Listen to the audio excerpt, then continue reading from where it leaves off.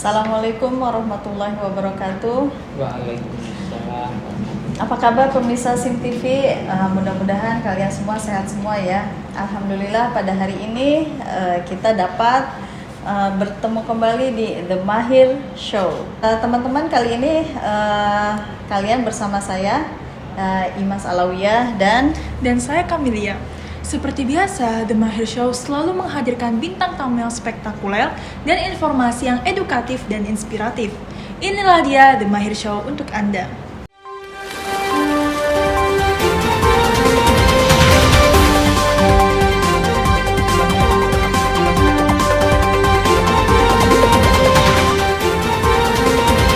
Saat ini saya akan mengajukan beberapa pertanyaan terkait kemenangan. Wah, Masya Allah sekali ya selamanya. Kali ini kita dapat banget.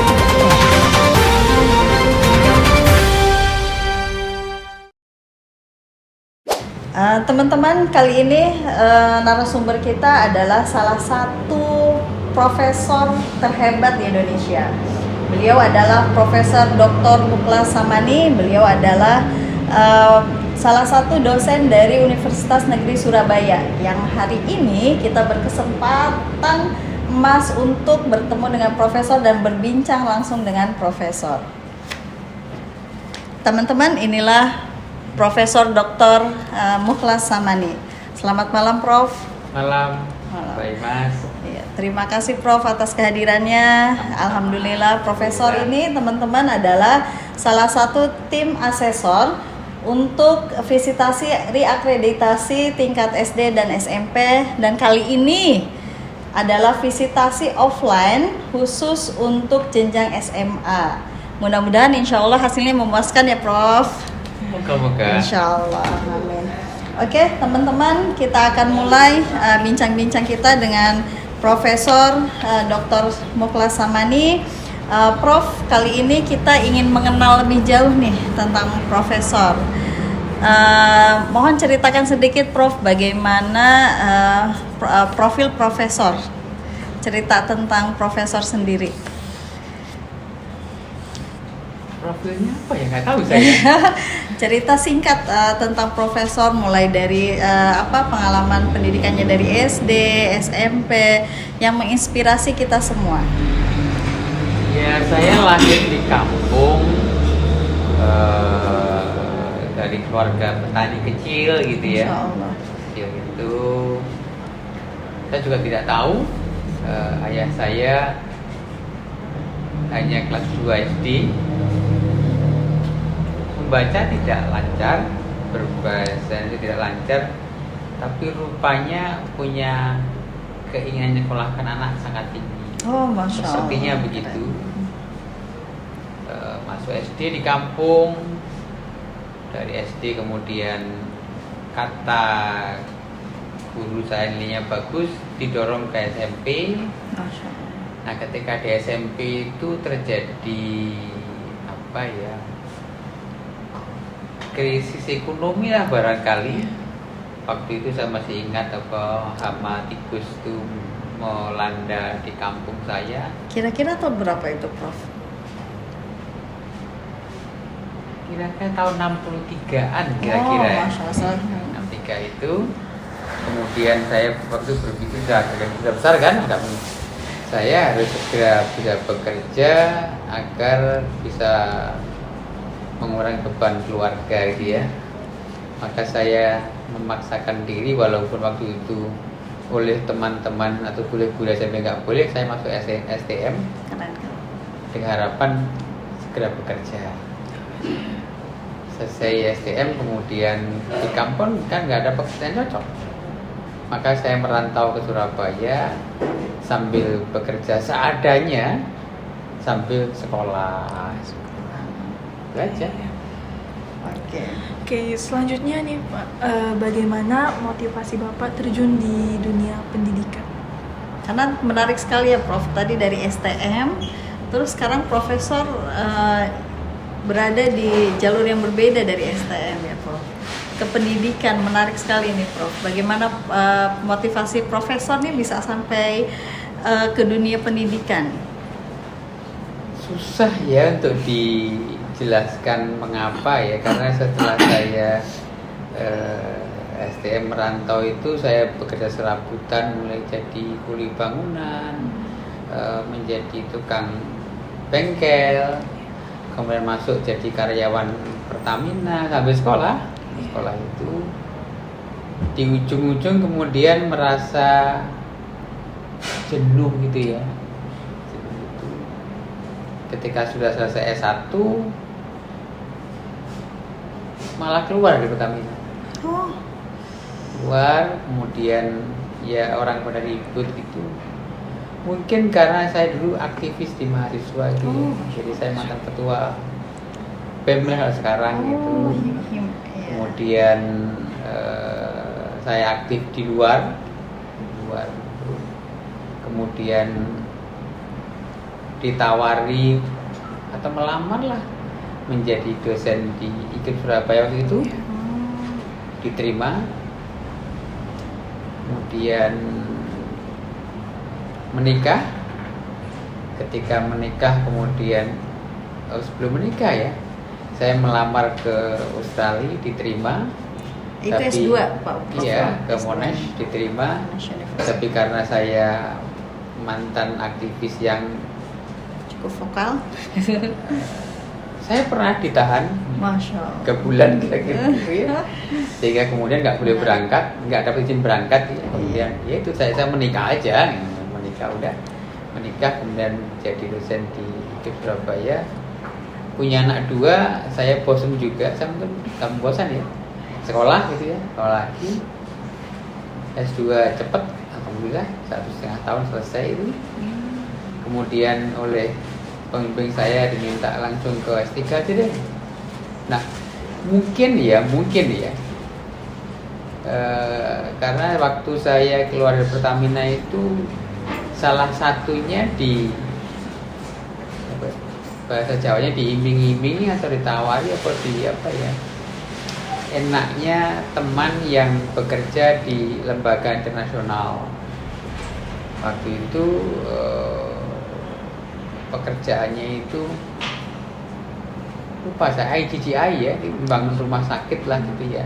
Saya sempat ikut sebagai mechanical engineer situ, bangun rumah sakit, masang berbagai alatan.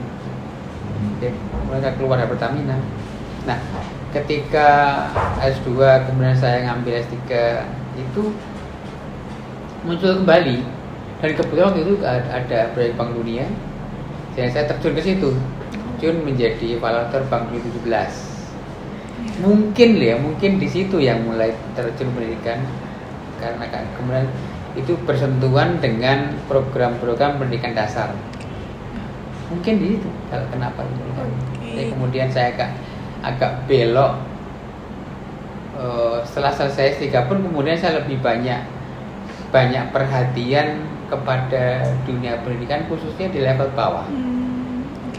Jadi kemudian tahun berapa lupa, tahun 2000-an ya, berapa sudah saya selesai S3 itu, justru saya merasa tertantang untuk bereksperimen di SD. Karena menurut saya SD kok begini ya, itu mulainya. Anak kuning saya kemudian saya lebih banyak berkutat untuk mencoba berbagai inovasi di level bawah. Yang benar cerita saya membuat SD yang tanpa mata pelajaran. Itu menarik sekali. Iya, itu. Sekolahnya itu lebih banyak di luar kelas. Anak-anak kami ajak menginap di tempatnya orang memelihara sapi, belajar gimana memelihara sapi. Karena bagi saya belajar kehidupan di lapangan tidak kalah penting dengan di ruang kelas. Betul sekali. Mungkin di situ, nggak tahu saya. Pertama kali Profesor merasa itu pertama kali ketertarikan Prof di dunia pendidikan di level bawah. Nah, kenapa level bawah, Prof? Nggak tahu juga, karena saya kan padahal Profesor waktu itu kan sudah menjadi dosen di UNESA ya, di IKIP. Dosen teknik mesin. Iya, di IKIP kan, di IKIP Surabaya. Iya, walaupun di IKIP Surabaya, tapi saya mengajar engineering. Nah, jadi itu menarik sekali, Prof. Kenapa? Saya mengajar mekanika fluida, membahas bagaimana air itu mengalir dan sebagainya, mengajar termodinamika, bagaimana pergerakan udara gitu. Iya. Jadi waktu belum belum S3 itu saya praktis tidak pernah bersentuhan dengan dunia anak-anak. Dunianya dunia di perguruan tinggi dan Mahasiswa. engineering. Iya. Nah itu apa Prof yang membuat profesor tuh betul-betul ingin menyentuh ke dunia pendidikan yang di bawah? Nggak tahu juga saya. Ya itu setelah saya bersentuhan, mungkin karena di awal saya memang tidak mengenal dunia itu ya, barangkali kemudian mulai S3, kemudian mulai mengetahui dunia pendidikan itu seperti ini, kemudian saya mulai menarik ya gitu. Kenapa nggak mempelajari itu? Saya cuman banyak baca di situ gitu. Mulai ya Prof menggali mengenai pendidikan di usia dini ya Prof ya, SD mungkin ya. Ya saya sampai sekarang kan masih berpendapat kalau kita ingin berbagi dunia pendidikan itu harus di bawah. Betul. Karena kalau ini belum tentu benar ya, tapi kalau asumsi saya, pikiran saya, kalau TK-nya bagus, SD-nya bagus, seolah semuanya gampang. Betul. Menarik sekali Prof. Tapi kalau SD-nya nggak bagus, susah diperbaiki di atas. Iya. Karena akarnya ya Prof ya, akarnya itu dari SD mungkin ya Prof ya. Ya mungkin saya nggak tahu sama pendapat saya. Dunia SD awal itu yang penting itu bukan ngajari baca tulis di belakangan. Dan menurut saya bagaimana mengajari anak itu untuk berani mengungkapkan pendapat, untuk bisa menjelaskan apa yang sehari-hari itu lebih penting dibanding matematika, katakanlah bahasa Indonesia itu ya perlu. Betul. Saya selalu mengatakan menggambar dan bercerita itu lebih penting dibanding membaca nulis. Karena kalau anak itu bisa storytelling ya, itu melatih anak menata nalarnya untuk punya sesuatu. Menggambar itu menuangkan imajinasi. Nanti kalau sudah bisa nulis silahkan membuat tulisan ya. Tapi menggambar itu justru bagaimana anak itu berani menuangkan imajinasinya apapun bentuknya. Betul. Menarik sekali. Itu yang saya pelajari dan saya gunakan sampai sekarang. Oke, kan awal ini katanya profesor itu adalah seorang kuli. Terus bagaimana ceritanya bisa jadi sampai seperti sekarang ini? Oh iya, ketika saya datang ke Surabaya itu kan saya nobody gitu ya, orang kampung datang ke Surabaya harus hidup kan, ya apapun saya jalani supaya saya bisa makan kan. Saya kemudian ingat betul saya datang Surabaya pertama jadi kuli bangunan. Itu berapa lama Prof? Mungkin setengah tahun barangkali. Lumayan. Barangkali ya saya tidak ingat itu. Dan kemudian kuli bangunan tempat saya kemudian mengajar. Oh iya, di situ kan banyak orang lain ya. Ya karena waktu itu ya karena saya tinggal di situ gitu IKIP Surabaya sedang membangun gedung baru, ya kebetulan saya kemudian jadi kuli bangunan di situ. Jadi kenangan sampai sekarang itu loh tempat saya kuli bangunan. Jadi sebetulnya menjadi kuli itu malah menjadi jembatan profesor menjadi seorang profesor saat ini ya. Ya jadi kuli itu kan orang itu harus hidup kan, survive kan. Nah kalau saya orang rantau datang ke Surabaya, kalau saya nggak punya duit kan nggak bisa makan. Betul. Saat itu cari pekerjaan yang paling gampang di kuli bangunan karena ada orang bangun, aku boleh ikut kerja situ, boleh jalan. Dan dari situ ketemu dengan IKIP Surabaya ya. Belum tahu malah tuh. Belum tahu. Jadi berikutnya kemudian baru karena saya harus hidup kemudian cari sekolah, cari kuliah yang saya bisa nyambi. kemudian ada keluarga begitu masuk IKIP saja gitu. Tapi kan saya dari STM, ada kok STM untuk teknik mesin, ya udah masuk aja situ. Gelundung aja. Keren sekali. Sekolah saya itu nggak pernah bener. Loh, bayangkan. Kenapa, Prof? Ya saya kan lebih mengutamakan kerja untuk hidup ini. Betul. Karena harus survive dulu ya, Harus Prof, survive ya. kan. Nah kalau saya hidup jadi katakanlah ya sekolah itu nyambi sekolah. Makanya kalau orang bertanya berapa selesai 8,5 tahun. Iya. Kenapa lama? Tapi nggak kena drop out ya? Zaman itu belum ada. Belum ada. Kenapa lama? Ya sekolahnya kan nyambi. Ya begitu nyambi. Menarik sekali ya, Dok ya, Prof ya. Terus kan tadi kan yang berawal dari kuliah bangunan sampai menjadi profesor, nah itu bagaimana motivasinya bisa sampai mendapat gelar profesor? Oh, setelah saya pulang S3 juga tidak sengaja ya. Oh, belum lulus S3, belum lulus ya. Itu tapi kan saya sudah dosen. Kemudian saya masih ingat hari Jumat itu, tapi sudah hampir lulus itu. Hari Jumat saya habis Jumatan ke kampus, baru pulang dipanggil sekretaris wakil rektor 1. Kamu kan cari Prof Nur gitu kan. Ada apa? Nggak tahu dipanggil kemudian saya datang kan. Nah, datang ternyata memang Pak Nur ini senior saya di fakultas lah gitu ya. Diberitahu kalau namanya Prof Kolik itu sakit, padahal Prof Kolik itu sedang mengerjakan umpama sekarang sama Renstra ya. Terus tolong Pak Mungkas handle ya itu mulai aktif di situ, Saya kemudian ketika pulang S3 itu saya praktis nggak balik ke fakultas, praktis. Langsung diminta backup di universitas. Berapa tahun ya? Mungkin sekitar 2 tahun gitu. Kemudian saya diminta jadi ketua tim perencanaan pengembangan kampus itu, dikirim ke Inggris, kirim kemana-mana, mulai tahu dunia luar tuh ya. Kalau dikirim kemana-mana harus dibanding. Itu jadi sekretaris pasca. Nah, ketika jadi sekretaris pasca itulah mulai saya apa ya?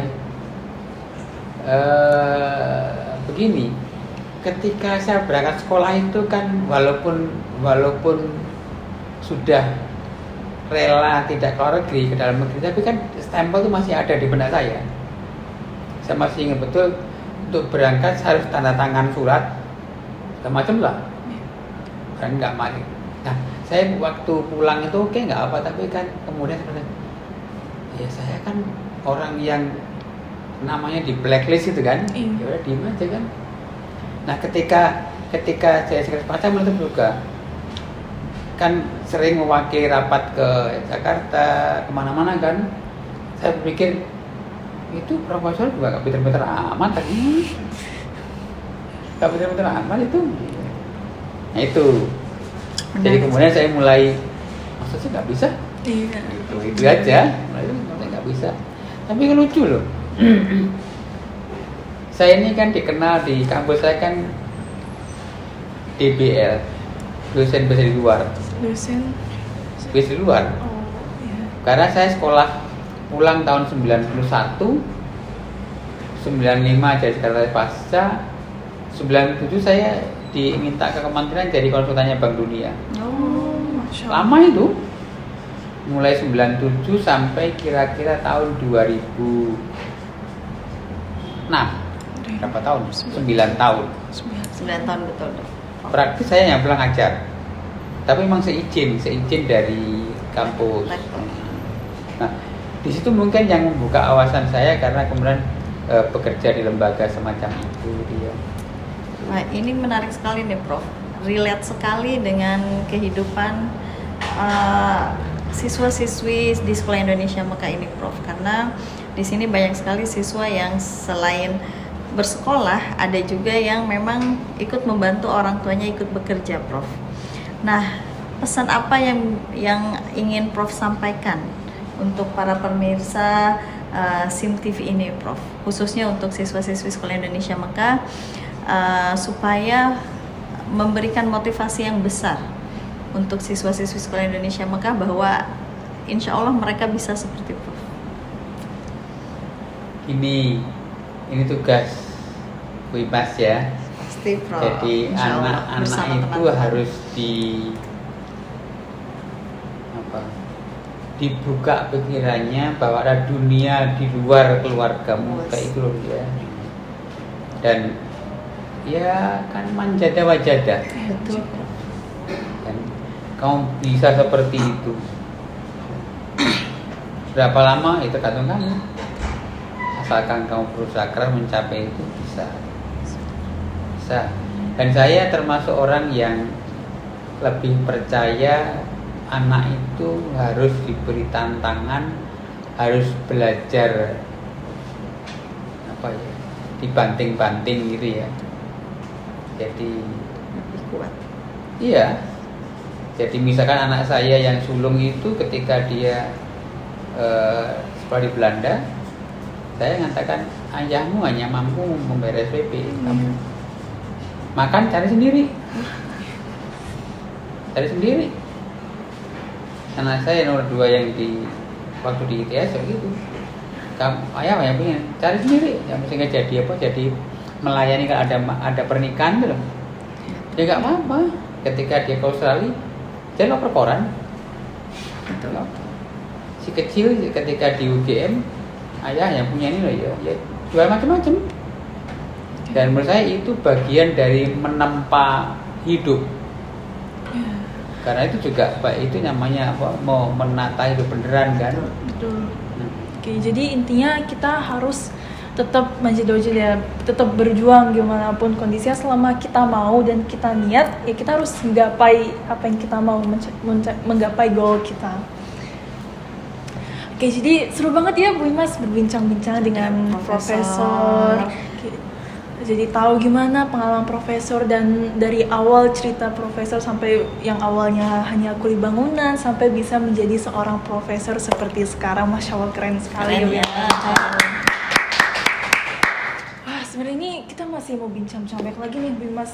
Kita masih penasaran banget sama banyak hal, tapi karena waktunya sudah habis. Oke, jadi teman-teman ingat kata Profesor, tetap berjuang dan harus mencapai goal kita. Selama kita mau, kita pasti bisa. Manjada wajada. Oke, itu dia tadi bincang-bincang dengan Bapak Profesor. Semoga apa yang telah kita bahas ini menginspirasi kita semua dan harus menjadi motivasi untuk kita semua. Oke, see you next episode. Wassalamualaikum warahmatullahi wabarakatuh. Sampai jumpa.